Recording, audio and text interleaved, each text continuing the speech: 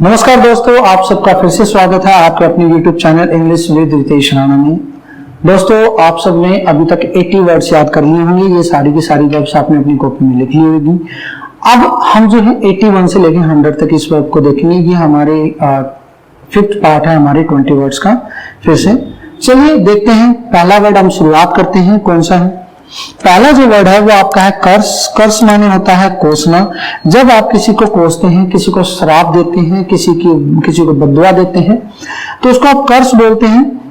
कर्स, कर्स, कर्स इसकी फॉर्म चलती है। She cursed her bad luck. उसने अपने बुरी किस्मत को कोसा।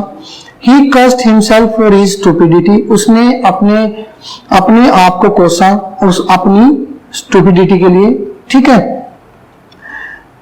जैसे ये आपने देखा गया कि ये साइन आपने फिल्मों में भी देखा होगा, वो किसी गुड्डे के ऊपर वो कील लगाकर ऐसे दिखाते हैं, श्राप देते हैं, तो उसी का मतलब भी कर्स होता है।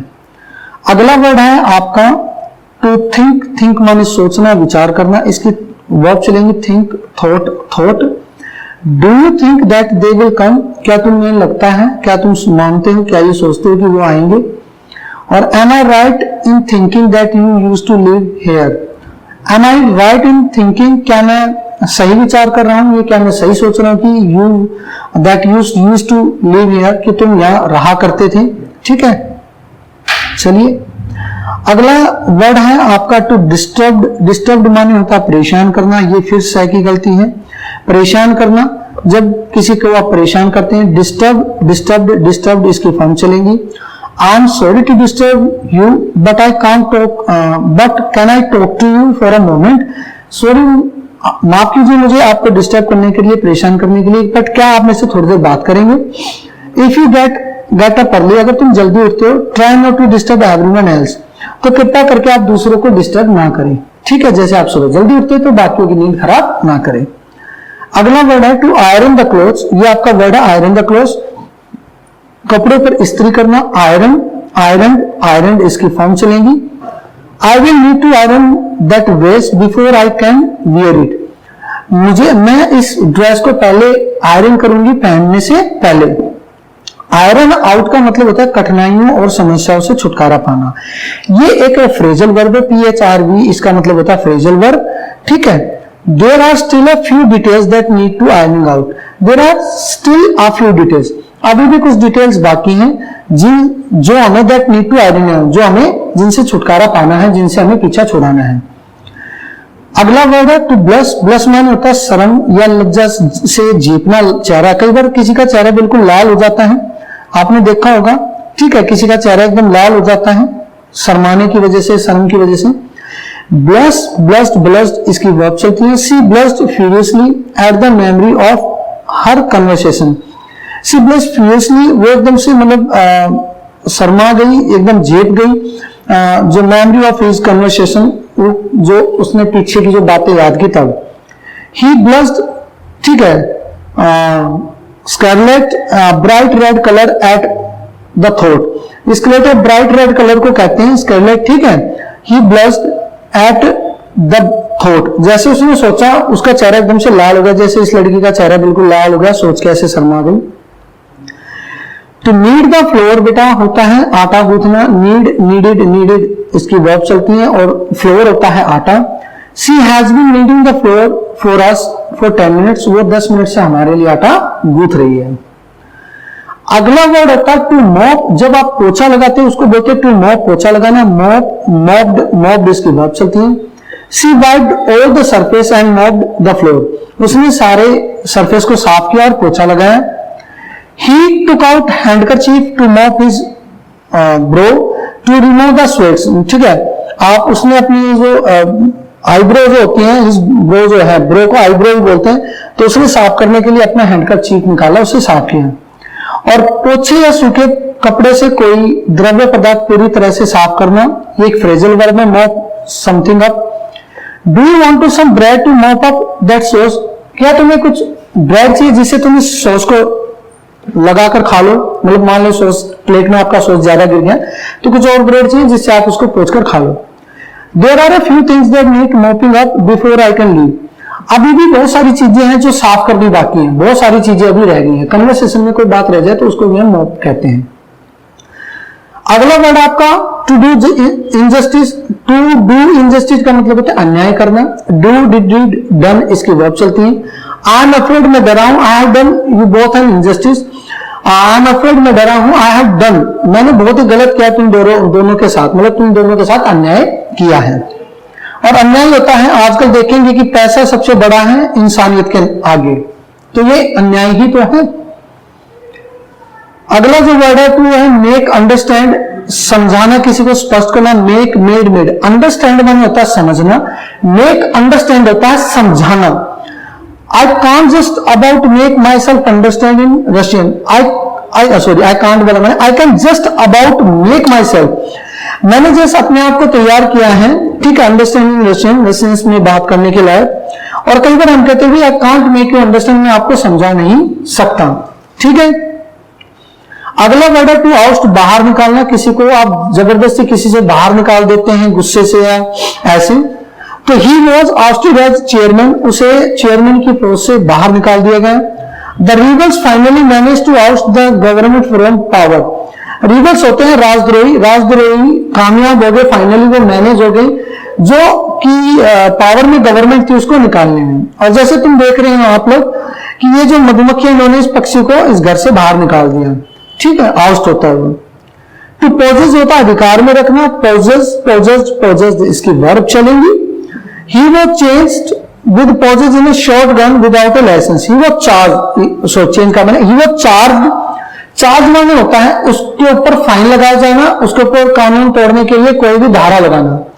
तो he was charge with the possess in a short gun with a licence, without a licence, मतलब उसके पास विदाउट लाइसेंस की एक गन थी जिसको रखने के लिए उसे पुलिस ने चार्ज किया।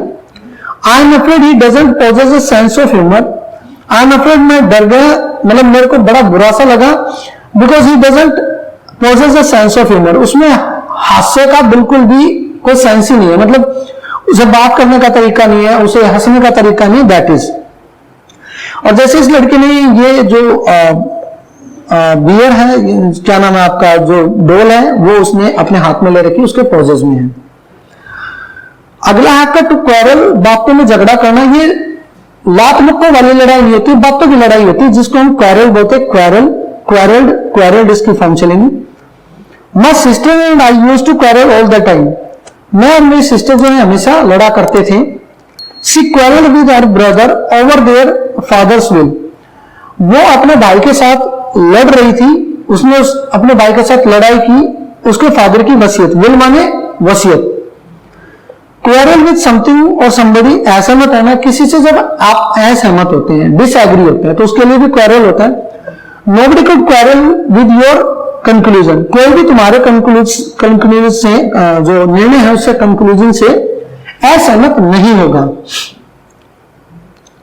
अगला आपका है टू रिकॉग्नाइज। रिकॉग्नाइज होता है किसी को पहचाना, रिकॉग्नाइज, रिकॉग्नाइज, रिकॉग्नाइज इसकी फॉर्म चलेगी। इसमें एक होता IZE, यहां पर लिखा हुआ है IZE और ISE। ये जो ISE वाली स्पेलिंग होती है ये अमेरिकन स्पेलिंग होती है, और IZE वाली जो होती है ये ब्रिटिश स्पेलिंग होती है। इसलिए आप जब कई बार कंप्यूटर में IZE लिखेंगे तो अपने आप चेंज हो जाता है ISE में। I recognize him as soon as he came in the room। वो जैसे ही धीरे धीरे रूम में आया मैं उसे पहचान गया कि वो कौन है। I recognize her by her red hair। मैं उसे उसके लाल बालों की वजह से पहचानता हूं, मैंने उसे पहचाना। टू स्मोक होता है धूम्रपान करना, धुआं आदि का निकलना या किसी चीज से निकलना। He was smoking a large cigarette। वो एक बहुत ही लंबी सिगार पी रहा था या सिगरेट पी रहा था। How many cigarettes do you smoke a day? तुम पूरे दिन में कितनी सारी सिगरेट्स पीते हो? Smoking factory, chimneys. जो स्मोकिंग फैक्ट्री, चिमनी से स्मोक फैक्ट्री का स्मोक बाहर आ रहा था। और स्मोक समबडी आउट, ये भी एक फ्रेजल वर्ब है जिसका मतलब धुएं से किसी को बाहर किसी जगह से निकालना। पुलिस कई बार क्या करती है, जब जो आपके राइट्स दंगे होते हैं तो क्या करती है, वो मॉब को तितर बितर करने के लिए उनके जो गैस, आंसू गैस जिसे हम बोलते हैं, उसको वो गैसेस का हमला करती है, जिससे कि भीड़ अलग हो जाती है और वो रास्ता निकाल लेती है। To smoke out wasp from a nest. Wasp होता है बेटा जो आपकी पीले कलर की आपने एक मधुमक्खी देखी होगी, मधुमक्खी कहिए उसको आप ततैया बोलिए, जो भी वर्ड आप जैसे भी, उसको पीले कलर का होता है, ठीक है। वो उसको बाहर निकाले, नेस्ट मतलब घोंसले से बाहर निकाला धुएं से। और the police are determined to smoke out the leaders of the gang. The police are determined, जो पुलिस थी वो बिल्कुल पक्की थी, to smoke out the leaders of the gang, उस गैंग के लीडर को बाहर निकालने के लिए। टू अगला टू कीप फास्ट, वर्त रखना, कीप कैप्ट कैप्ट भी चलता है, और टू फास्ट माने भी वर्त रखना होता है, फास्ट फास्टेड फास्टेड, दोनों ही चलते हैं। It is a must to keep Karva Chauth fast in Indian society, ये बहुत जरूरी है इंडियन सोसाइटी में करवा चौथ का व्रत रखना। और मुस्लिम फास्ट ड्यूरिंग रमजान, और जो मुस्लिम्स होते हैं वो रमजान के दौरान फास्ट रखते हैं, व्रत रखते हैं, और ये रखे हैं फास्ट दोनों। टू इन्फ्यूरिएट होता है गुस्सा दिलाना, किसी को क्रोध करना, मतलब आप जब किसी को ज्यादा गुस्सा दिलाते हो तो उसको इन्फ्यूरिएट बोलते हैं, इन्फ्यूरिएट, इन्फ्यूरिएटेड, इन्फ्यूरिएटेड। एंग्री नहीं कहते कि मैं आप उसने मुझको एंग्री कर दिया, उसने कहेंगे उसने मुझे इन्फ्यूरिएट किया। Her silence infuriated him ever more, उसकी जो चुप्पी है वो मुझे और भी, उसको और भी ज्यादा गुस्सा दिलाती है। It infuriates me that she was not found guilty, it's infuriates me, ये मुझे गुस्सा दिलाता है कि जब वो अपने she was not found guilty, जब उसे बाइज्जत बरी कर दिया गया, जब उसे दोषी करार नहीं दिया गया, मुझे बहुत ज्यादा गुस्सा आया। टू होवर होता है मंडराना, आकाश में मंडराना, ये भी आकाश लिखा हुआ है। टू आकाश में मंडराने को हॉवर कहते हैं, हॉवर, हॉवर्ड, हॉवर्ड इसकी वर्ब चलेंगी। आ हवोक हॉवर्ड ओवर द हिल्स, हवोक होता है बाज, वो ओवर द हिल्स जो पहाड़ है उसकी चोटी पे उड़ रहा था। He hovered nervously in the doorway, और डोरवे होता है दरवाजे तक जाने का रास्ता, गैलरी टाइप, तो ही हॉवर्ड नर्वसली, वो बहुत ज्यादा नर्वसली डोरवे में वॉक कर रहा था, घूम रहा था, ठीक है। और जैसे ये हेलीकॉप्टर ऊपर मंडरा रहा है उसको भी हॉवर बोलते हैं। अगला तो ग्लेयर, ग्लेयर माने होता है किसी को गुस्से से देखना, एक होता स्टेयर, एक होता ग्लेयर, ग्लेयर और स्टेयर दोनों ही गुस्से से घूरने को बोलते हैं। ग्लेयर, ग्लेयर, ग्लेयर इसकी फॉर्म चलेंगी। He didn't shout, he just glared at me silently, उसने वो मुझ पर चिल्लाया नहीं, बट उसने मुझे गुस्से से देखना शुरू कर दिया, मतलब उसको गुस्से से देखा, उसने ऐसे करके देखते ना जैसे कि फोटो में लगा हुआ है, गुस्से से ऐसे देखते हैं वो। अगला टू इलैबोरेट, इलैबोरेट का मतलब होता है बेटा विस्तार पूर्वक किसी को समझाना, जब कहते हैं एग्जाम्पल के तौर पर पूरा डिटेल में समझाना, तो डिटेल में समझाने की वजह आप यूज कीजिए इलैबोरेट, इलैबोरेटेड, एलैबोरेटेड इसकी वर्ब की सेकंड थर्ड फॉर्म है। Could you elaborate on that idea, क्या तुम इस आइडिया के ऊपर कुछ मुझे इलैबोरेट कर सकते हो, मुझे बता सकते हो कैसा क्या idea. He said he was resigning but he didn't elaborate on his reason, he said उसने कहा कि उसने रिजाइन कर दिया है, लेकिन उसने उसका रीजन का कारण एक्सप्लेन नहीं किया, इलैबोरेट नहीं किया, समझाया नहीं, ठीक है। और would you please elaborate on that something bad happened, क्या तुम मुझे बता सकते हो कि कैसा क्या बुरा है, उसको समझा सकते हो। तो आपके ये कुछ वर्ड थे आपने देखे हुए, तो आई होप आपके फिर से 20 वर्ड्स फिर से आपने याद किए, अब आपके 100 वर्ड्स हो गए। बच्चे मेरा मानना था कि मैं आपको कंप्लीट 1000 वर्ड्स दूं, लेकिन जैसे कि मैंने देखा कि काफी सारे बच्चे वीडियोस नहीं देख रहे, तो जब तक हमारे अब हर वीडियो पे कम से कम 1000 व्यूज नहीं होंगे, हर वीडियो पे मैं आगे की वीडियोस नहीं बनाऊंगा। इससे आगे एक वीडियो और मैं दे रहा हूं, 120 वर्ड्स करके मैं छोड़ रहा हूं।